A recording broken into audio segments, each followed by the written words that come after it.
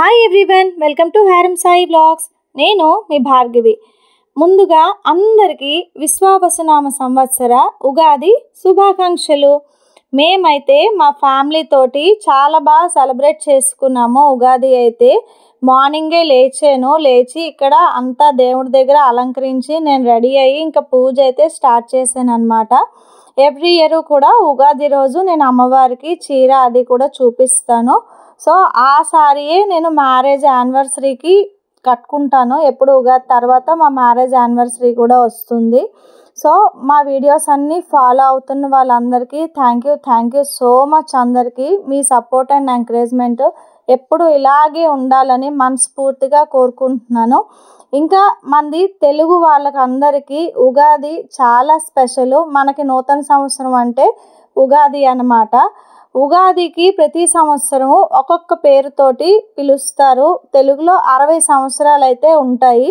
ఈ 60 సంవత్సరాల పేర్లు ఎలా వచ్చాయి అన్నది ఒక చిన్న ఇన్ఫర్మేషన్ని నాకు తెలిసిందైతే ఈ వీడియోలోని నేను చెప్పబోతున్నాను. పురాణం ప్రకారం ఒక స్టోరీ అయితే ఉంది. ఇప్పుడు తెలుసుకున్న స్టోరీని నేను మీకు చెప్పబోతున్నాను అన్నమాట. ఒకసారి నారద మునీంద్రుల వారు శ్రీ మహావిష్ణువు దగ్గరికి దర్శించుకుందుకు వెళ్తారంట. అప్పుడు వెళ్ళినప్పుడు వాళ్ళిద్దరి మధ్య కూడా ఒక చిన్న చర్చ అనేది, ఒక సంభాషణ అనేది జరుగుతుంది. అది దేని గురించి అంటే శ్రీ మహావిష్ణువు యొక్క లీలలు, ఆయన మాయల గురించి కూడా వాళ్ళిద్దరికీ ఒక చిన్న సంభాషణ జరుగుతుంది. అప్పుడు నారద మునీంద్ర వారు శ్రీ విష్ణువుతో అంటారంట, ఏమని, ఎవరి దగ్గరైనా నీ మాయలు మీ లీలలు పనిచేస్తాయి కానీ నా దగ్గర అయితే అలా కుదరవు, నా దగ్గర పనిచేయవు అని చెప్పేసి నారద మునీంద్రుల వాళ్ళు చెప్తారంట. అప్పుడు దానికి ఒక చిన్న చిరునవ్వు నవ్వి శ్రీ మహావిష్ణువు అప్పుడు నారద మునీంద్రుల వారికి ఒక చిన్న సరస్సును చూపించి అందులో వెళ్ళి ముందు మీరు స్నానం చేసి రండి అని చెప్తారంట. అప్పుడు నారద మునీంద్ర వారు వెంటనే ఆ సరస్సుకు వెళ్ళి ఆయన అక్కడ స్నానం చేసి బయటకు రాగానే ఆయన ఒక స్త్రీ రూపంలోకి మారిపోతారంట. అంటే ఒక అమ్మాయిలాగా మారిపోయి బయటకు వచ్చేసి ఆయన గత జన్మ అంతా కూడా మర్చిపోతారంట. అప్పుడు ఆ సరస్సు వైపుగా వెళ్తున్న ఒక రాజు ఆవిడ్ని చూస్తారు. ఆ స్త్రీ రూపంలో ఉన్న నారద మునీంద్రుల వాళ్ళని చూస్తారంట. చూసిన తర్వాత ఆయన ఆవిడ్ని మోహించి ఆ రాజుగారు పెళ్లి చేసుకోమని వివాహానికి ఒప్పించి పెళ్లి చేసుకుంటారంట. వివాహం తర్వాత వారిద్దరికి 60 మంది మగపిల్లలు సంతానంగా జన్మిస్తారంట. ఆ ఇరువురు ఆ పిల్లల్ని పెద్ద చేసి ప్రయోజకుల్ని చేస్తారంట. ఇలా జరిగిన తర్వాత కాలక్రమేణా ఆ రాజుగారికి వేరే ఇతర రాజ్యంతో ఆయనకి యుద్ధానికి వెళ్ళాల్సి వచ్చిన సమయంలో ఆ రాజుగారు ఆ 60 మంది పిల్లలు కూడా యుద్ధంలోని మరణిస్తారంట. వేరే పొరుగు రాజ్యంతో యుద్ధానికి వెళ్ళినప్పుడు ఈ మరణించడంతో ఈ స్త్రీ ఏమో చాలా బాధపడుతూ శ్రీ మహావిష్ణువు దగ్గరికి వెళ్తారంట. ఇలాగా నా పిల్లలు, నా భర్త చనిపోయారు, ఏదైనా చెయ్యండి మీరు అంటే అప్పుడు దానికి శ్రీ మహావిష్ణువు ఆ స్త్రీ రూపంలో ఉన్న నారద మునీంద్రులతో అంటారంట, నీకు ఇంకా గత జన్మ గుర్తు రాలేదా? గత జన్మలో నువ్వు నారద మునీంద్రుల వారివి.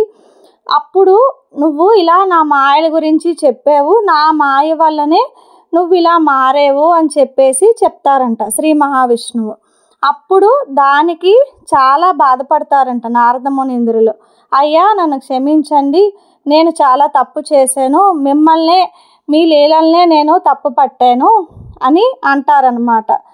దీన్ని బట్టి మనకు అర్థమైంది ఏంటంటే దేవుడి కన్నా ఎవ్వరూ కూడా గొప్ప కాదు. దేవునికి నమ్మిన వాళ్ళకి చాలా అద్భుతాలు జరిగిన వాళ్ళు కూడా ఉన్నారు. ఇదైతే నేను ఈ వీడియోలో చెప్పదలుచుకున్నాను.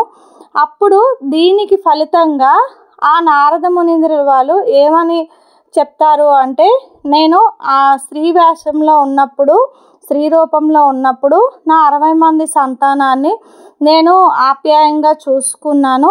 ఎలా అయినా వాళ్ళు నిలిచిపోయేలాగా చరిత్రలోని ఏదైనా చెయ్యండి స్వామి అంటే, అయితే వాళ్ళ 60 మంది పేర్లు కూడా తెలుగు సంవత్సరాల పేర్లుగా ప్రతి సంవత్సరం ఒక్కొక్కటి మారుతూ ఉంటాయి. ఈ 60 అయిపోయిన తర్వాత మళ్ళీ అలా కాలచక్రంలోని ఆ 60 సంవత్సరాల పేర్లు మళ్ళీ వస్తూ ఉంటాయి అని చెప్పేసి నారద మునీంద్రుల వారికి శ్రీ మహావిష్ణువు ఒకటి వరం అయితే చెప్తారనమాట. సో అలా వచ్చిన పేర్లే ఈ 60 తెలుగు సంవత్సరాల పేర్లు. ఇప్పుడు ప్రస్తుతం ఉగాదికి వచ్చింది విశ్వావసునామ సంవత్సరం. ఇది ఆ 60 సంవత్సరాల్లోని 39వ సంవత్సరం, అంటే 39th ఇయర్ అన్నమాట. ఇలా కంటిన్యూ అయ్యి మళ్ళీ 60 ఏళ్ళు కంప్లీట్ అయ్యాక మళ్ళీ స్టార్టింగ్ ఫస్ట్ది ప్రభవ నుంచి స్టార్ట్ అవుతుంది. సో మళ్ళీ స్టార్టింగ్ మళ్ళీ అలాగ కాలచక్రంలో పేర్లు అలా రొటేట్ అవుతూ ఉంటాయి అన్నమాట. ఇది నాకు తెలిసిన ఒక చిన్న స్టోరీ అయితే మీతో షేర్ చేసుకోవడం జరిగింది. మీకు ఎవరికి ఇంతవరకు తెలియకపోతే ఒక చిన్న ఇన్ఫర్మేషన్ అయితే ఉంటుందని చెప్పేసి ఈ స్టోరీ నాకు చెప్పాలనిపించి అయితే నేను చెప్తున్నాను. ఇంకా మా సెలబ్రేషన్స్ అయితే చాలా బాగా జరిగాయి. ఉగాది పచ్చడి ఎప్పుడు మా పిల్లలు అయితే చేస్తారు. హారం చిన్నప్పుడు కూడా హారం చేతే దగ్గరుండి చేయించేదాన్ని. ఇప్పుడు ఇంకా నీహాలు, లాస్ట్ ఇయర్ మా వీడియోలో కూడా నేను నీహాలు ఉగాది పచ్చడి చేసాము. నేనైతే ఉగాది పచ్చడి అంటే 6 రుచులు, నేనైతే ఆ 6 రుచులనే కలుపుతాను. ఇంకా ఎక్స్ట్రా నేను ఇంకేవి మిక్స్ చేయను అనమాట. అంటే ఓన్లీ ఆ 6 రుచులతోటే మనం పచ్చడి అన్నది మనం ఆస్వాదించాలి.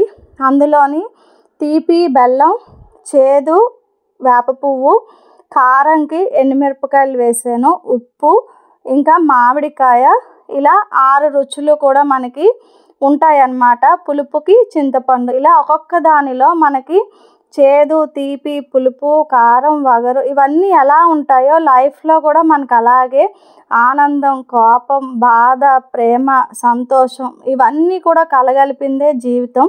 వీటన్నిటినీ మనం సక్సెస్ఫుల్గా అన్నిటినీ సమపాలలో మిక్స్ చేస్తే కనుక మనకి లైఫ్ అనేది చాలా బ్యూటిఫుల్గా ఉంటుంది.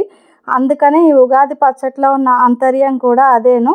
మాకైతే ఒక్కొక్కరికి టేస్ట్ చేసిన తర్వాత ఎవరికి ఏ టేస్ట్ వచ్చింది అని మేము అడుగుతూ ఒకరికొకరం బాగా టేస్ట్ చేస్తూ చేసాము. ఇంకా హారంకి ఉగాది రోజు మంచి రోజు కాబట్టి బుక్స్ అయితే తీసుకుందికి స్కూల్కి వెళ్ళామన్నమాట. సో ఉగాది నెక్స్ట్ డే నుంచి తనకి 7th క్లాస్కి స్టార్ట్ అవుతున్నాడు. సో ఇయర్ అంతా తను బాగా చదువుకోవాలని మనస్ఫూర్తిగా నేను కోరుకుంటున్నాను.